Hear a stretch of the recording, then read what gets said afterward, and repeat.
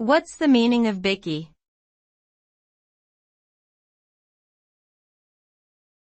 Bicky.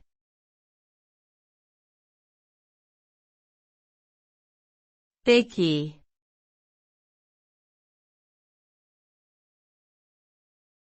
Bicky.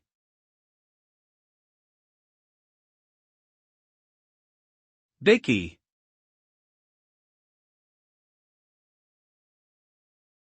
A bicky is a type of hamburger that is popular in Belgium and the Netherlands. It is made with a deep-fried patty that is a mixture of pork, chicken, and horse meat.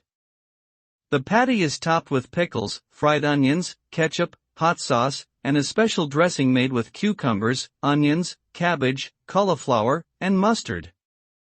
Bicky burgers are typically served on a sesame seed bun. The bicky burger was created in 1981 by a Dutch company called Becker's.